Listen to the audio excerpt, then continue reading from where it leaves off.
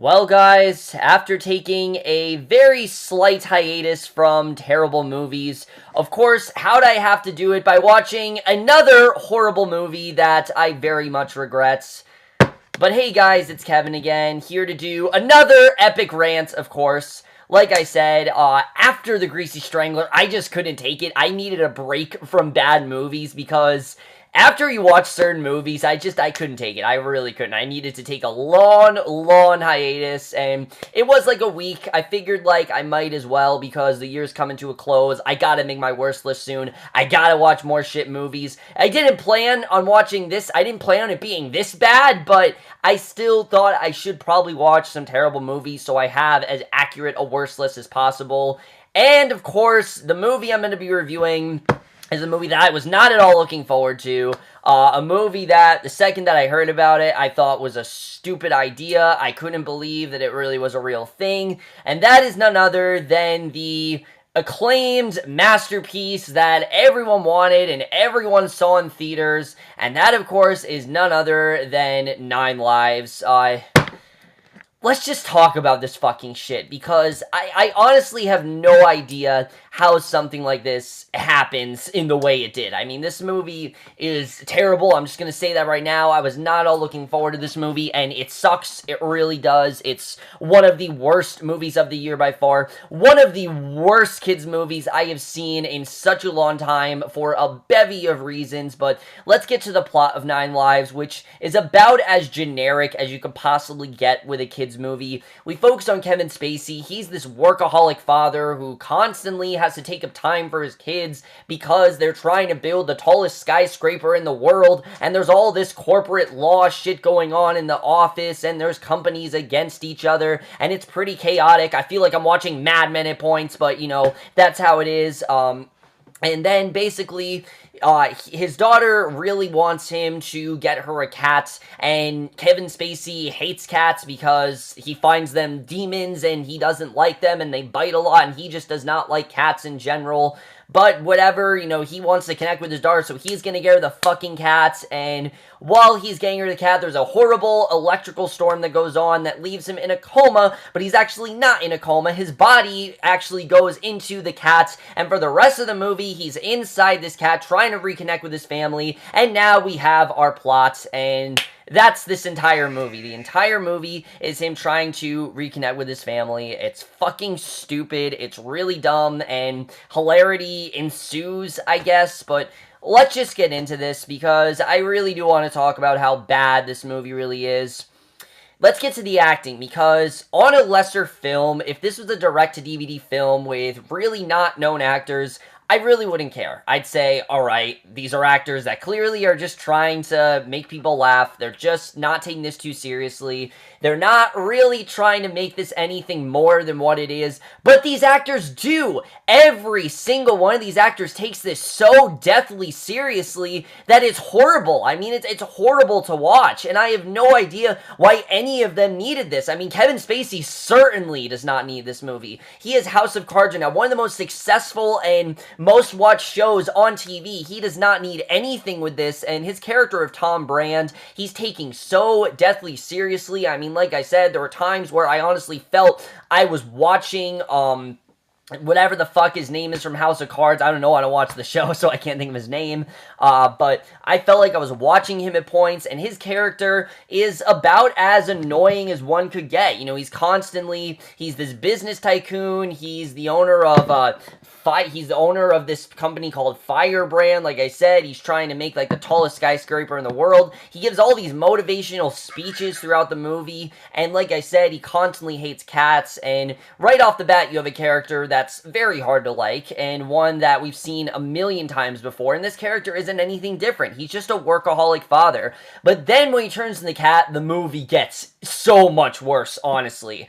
I can't believe that Kevin Spacey agreed to read this dialogue. I can't believe that he actually agreed to do this sort of thing. You're better than this, Kevin Spacey. You've done some incredible stuff. Usual Suspects, American Beauty, House of Cards. I mean, so many things. Seven. I mean, so many great things to name. Why in the world would you try to do this? I mean, I get it that he maybe wanted to do something a little bit different because he wanted to cater to kids, but this movie really doesn't do that, and we're gonna get into that, but his character in general is just really unlikable. Kevin Spacey, I get that he's trying. I'm not going to fault him for that, but why? Why would you try in something like this, honestly? It's such a dumb concept. Just have fun with it, and the fact he took it so deathly seriously right off the bat is one of my hugest problems with the movie. Jennifer Garner is whatever in this movie. I suppose she's the least worst out of everyone, but that's just because she's not that bad. She still was pretty bad, though. I mean, she's constantly demanding Tom to do things, and she's really annoying. I just didn't really like her that much at all. There's a subplot where she thinks she's having an affair and things like that. It was just really dumb. Robbie Amell in this movie, I like Robbie Amell. I really do. I think that he's shown in both The Flash and The Tomorrow People that he can be a really good actor, and I don't know, again, why. Even The X-Files, I thought he was a pretty good character. I know a lot of people didn't like him on that, but I actually liked him. I thought he was a pretty good character there. So I don't know why he'd settle for something like this. I mean, this character, again, he's taking it so deathly seriously. Like I said, I felt like I was watching Mad Men. I really did. I felt like I was watching an episode of Mad Men or *Halt and Catch Fire* or one of those lawyer legal shows, but the thing is, that's what those shows require. A kid's movie does not require that kind of thing, and the direction this character goes is so ridiculous and so dumb, and we're gonna get into that ending, because oh my god, the direction this character goes is so dumb. But Robbie Amell was really bad here. Cheryl Hines is so annoying throughout this entire movie as Madison, who's the ex-wife of Tom, who has this daughter who claims to be his daughter's friend when she constantly torments her. I mean, there's literally a scene where his daughter is crying. I'm not even making this up. She's crying, and literally, the way that she's gonna be a great friend to her is by going to her Facebook, posting a picture saying "cry baby." That way guys will feel sympathy for her and they'll try to come to her aid when she could have just came to her aid on her own. And the movie feels that this is a good thing that a friend could do. It's so dumb. I don't know why they thought of doing that in the movie. It adds this whole other ridiculous layer to the film that I don't understand. And Melina Wiseman, I suppose, is okay. I will definitely say that. His daughter, Rebecca Brand, I didn't think she was terrible. She actually seemed like one of the ones who was actually okay in the movie. But she could be a really good actress. But in this, I mean, it's just ridiculous. It really is dumb. The whole movie, you know, you can tell that she's hurting from what her dad did to her. She's treating it like her dad's dead when he's literally in a coma. I mean, it's just, it's stupid. It really is dumb. I really did not like her character. Christopher Walken, I mean, when is this guy gonna do something good? He hasn't done a good movie since 2011 when he did Seven Psychopaths. He hasn't done a good movie since then. And it really sucks because Christopher Walken is a very talented dude. He could be doing some really good stuff, and instead he settles for this bullshit, and I just don't understand it. This character of Felix, or I'm gonna call him Jesus, actually, because literally he has the ability to control the weather in the movie. Not even joking, there's a scene where it is complete daylight, and there's not a cloud in the sky, it's completely sunny, it's like day and everything, it's fine. Then all of a sudden, the second that Tom leaves the pet store, somehow Felix has this like mental ability to make it rain, and it's absurd. It really is. This movie literally wants me to believe that Felix is Jesus. So I'm not even gonna call him Felix, I'm gonna call him Jesus, because that's what he's saying he is, and it's ridiculous. It really is. I thought Christopher Walken was pretty bad here. Mark Consuelos as well is supposed to be like the big, like, top manager in this movie who's like really cocky and all this shit. We've seen this character 10 million times. Again, not really that great.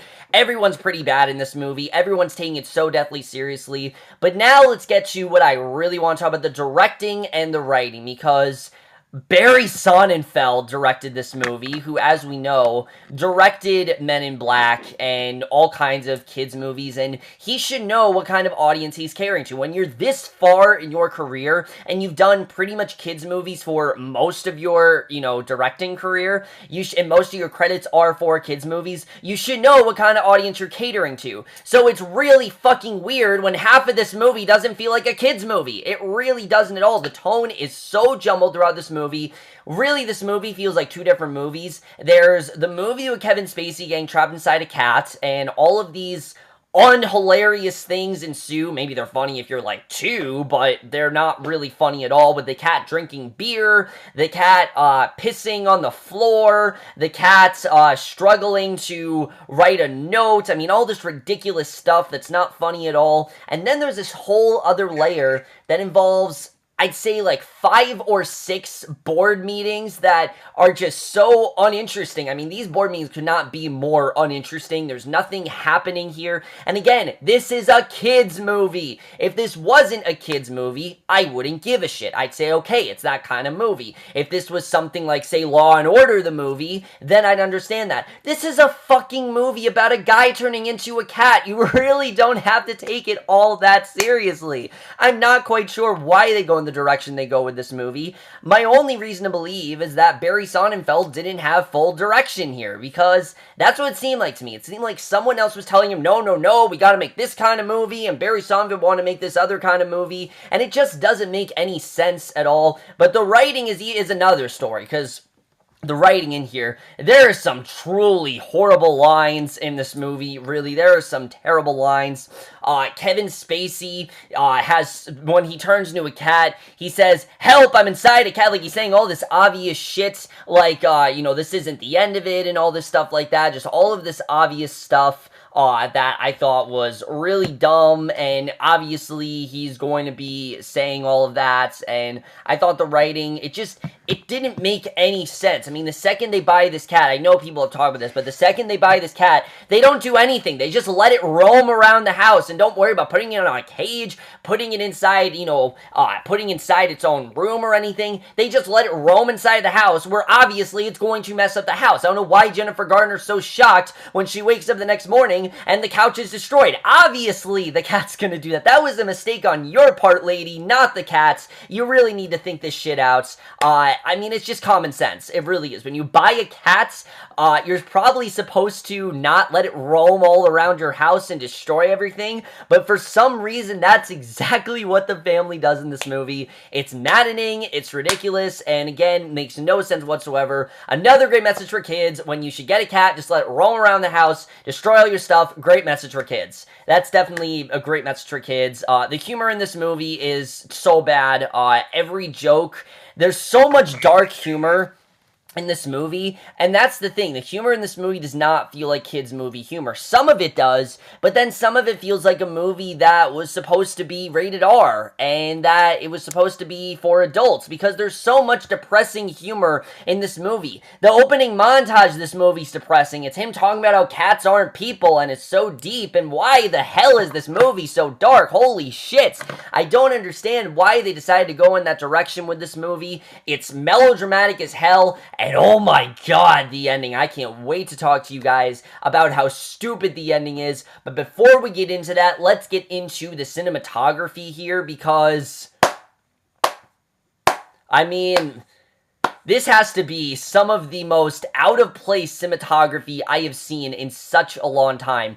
We are in the year 2016, and if you even pause one of the frames of this movie, at one frame, you will see how bad the CGI really is. I mean, the CGI in this movie looks like something out of maybe when we were first developing technology. It looks like something out of one of those, like, really bad old, videos from YouTube. And I'm talking like the 2005 days when you made YouTube poops and they were terrible. That's the kind of CGI that this movie has. But again, this is a professionally made movie. If this was a direct-to-DVD movie, I wouldn't care. This is a movie that came to theaters. The CGI looks terrible. The cat, you don't believe for a second that this is a real cat. It looks so CGI. It's the best way to compare it is Garfield. The way that Garfield looked in the 2004 movie, that's how this cat looks, and it's ridiculous. It's so dumb, and the cinematography was pretty fucking horrible, honestly. I really didn't like the cinematography at all. The score to this movie, again, is not a kid's movie score. It's so dark, it's so depressing. I mean, the scene that, the one scene that's supposed to make us feel heartwarming and things like that, there's a scene where his daughter and him are dancing, and they're dancing this song that's like, 3 cool cats, 3 cool cats, and it's supposed to be like really sweet and cute, but the song in general doesn't sound happy. It sounds like a satanic ritual is what it sounds like, so I'm not quite sure why they picked that song for there. It seemed like they just did everything wrong with the score. Every single piece of music, nothing about it sounds like a kid's movie. It's just dumb. It really is. These are little things that I shouldn't be complaining about and should just be like, oh, it's a kid's movie. Obviously, we should put in a score that's going to cater to kids, but it really doesn't. It doesn't do that at all, and I just don't understand that. The editing to this movie as well. This movie is is not even an hour and a half long. It's 87 minutes. I'm not going to lie to you guys. I started this movie at 8 o'clock. And I didn't finish it till around 11 o'clock because this movie is so boring, honestly. This is a movie that you can't watch, like, in one sitting. You have to, like, pause it continually throughout the movie because it's just so boring. There's so many portions of this movie where there's nothing happening but this board meeting, and then this board meeting's happening. And then you get to the third act, and it gets all kinds of crazy, but I really don't know why they chose to go in this direction. Again, it's a kid's movie. What kid is going to want to watch a bunch of people sitting in an office doing nothing? No one's going to want to watch that. If you want to watch that, watch The Office. That's a good show to do that with. Not fucking 9 Lives. That's not how you do it, honestly.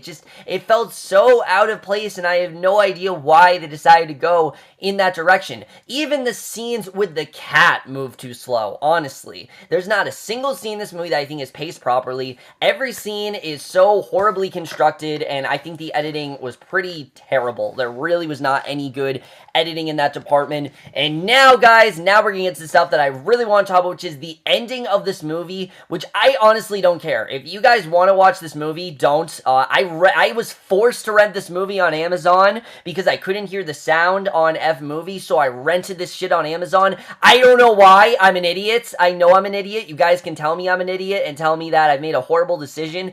I know. Trust me, I've made worse decisions in my life. This is definitely up there with the worst ones, but I've definitely made worse decisions. I don't really think things through a lot, so you know, that's a mistake on my part probably, but, you know, I had to sit through this entire thing, and I'm not joking, you guys. Everything I'm about to tell you happens word for word the way it happens in the movie. I'm not even joking. This is exactly what happens. So, as we know, the third act of the movie, his daughter starts to realize that there is a connection with this cat and her father, you know, through this dance. So, literally, the cat gets up, they dance to the 3 Cool Cats song or whatever, and immediately after this, she starts to believe that this cat has to be her father. There just can't be any, this is not a coincidence, this has to be her father. That's just how it is. So, she goes to her mom, who doesn't believe her for a second, and meanwhile, you have Christopher Walken's character, who's not just going to take the cat to the, you know, the store. He's gonna literally try to torture this cat and kill the cat. Like, he literally puts him in like a garbage disposal and is planning on killing this cat. Then these 2 like police officers go after the cat, try to tranquilize it for some reason. I don't know why, because that's a smart thing to do. Tranquilize a cat, get arrested for animal cruelty. That's the right thing to do, definitely. So that happens. Then we get to the really juicy stuff, because you have Robbie Amell, David Brand, he's trying to close a deal, and he ends up losing at the deal. So the logical thing to be, you know, would be to maybe, I don't know, think of another way to do it, or, you know, go somewhere else, or realize it's not the career for you. No, he's not gonna do that. He literally goes on the skyscraper they're gonna build and tries to fucking kill himself. I'm not even joking. He stands on the building about to commit suicide. Remember, this is a kid's movie. He's on the building, and the cat then rescues him. The cat goes off the building. The cat parachutes in the air, saves David, and then he realizes that David is in fact Tom. The Tom then has a very big landing that I have no idea how it didn't kill this cat, but it gets him to wake up. He's back to his human form. Then you have Mark Consuelos' character. He's in the street talking about God knows what, because I couldn't give a shit about what's going on in this movie. I couldn't fucking follow what's going on here, because it's a kid's movie. I shouldn't have to worry about this stuff. But he's on the phone doing all this stuff, and he gets hit by a car, and now he's a cat, so he now has to live the same kind of shit that Kevin Spacey did. So that was stupid in the end. But then we get to the very end of the movie. The very last scene is one of the most ridiculous attempts at heart I've ever seen. because Tom and his daughter, now that Tom is reconnected with his daughter, they go back, he's gonna get her the cats, and it's literally the same exact cat that Tom turned into. And get this, not only is the cat gonna be their cat, the cat wants to be them because it's on its last life, and it wants to spend its last life with them, and that is the way the movie ends. Fuck this piece of shit, honestly. I'm not joking. That is everything that happens at the end of this movie. I was shocked too. I can't believe they went in some of the directions they did here. I mean, again, this is a kid's movie. Look, Norm of the North, as bad as it was, and as horribly done for kids that is, and as much as I don't want you guys to see that, even that tried to cater to kids. It did a horrible job, and I think it over-catered to kids, but it still knew that this is a kids movie and tried to be a kids movie throughout the whole thing. This is not how you cater to kids. This is one of the most depressing films that any kid will get so bored by, and you're probably not going to make to that third act. This is not at all a movie that I recommend anyone to see. I wouldn't wish anyone to see this movie. It's boring. It makes you feel like you wasted an hour and a half watching it. I feel like I wasted a good 3 hours watching it. Definitely. It took, like I said, took me 3 hours to watch this damn thing. And obviously, I am going to give 9 Lives a 0.5 out of 5 or an F.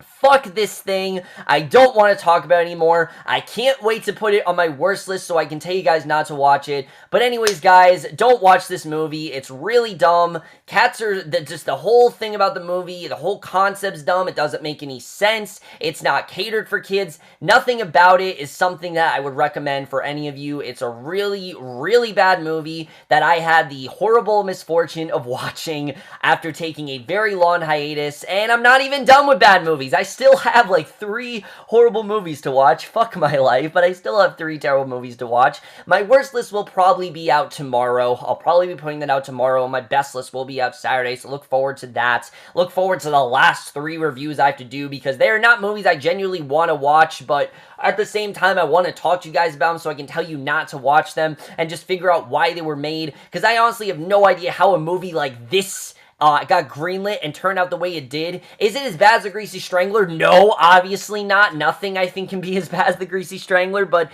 it's still a terrible movie. I wouldn't recommend any of you see it. It's terrible, and I don't want to talk about it anymore. That's it for this video, guys. Hope you guys enjoy it. Let me know what you guys thought of this video. Love to hear your thoughts on this movie. If you haven't seen this movie, great. Don't watch it. Honestly, don't watch this movie. There are so many better things for your kids to sit through. This is not one of them. There's a reason this movie made, like, no money. I mean, there was no advertisements. Nobody really wanted to see this movie. I didn't want to see it. You guys didn't want to see it either. And this is exactly how it turned out. That's it for this video. Hope you guys enjoy it. We'll see you guys in my next one, which will be for another movie review, and which will be for something better than this, and I will see you guys for that. Okay, bye.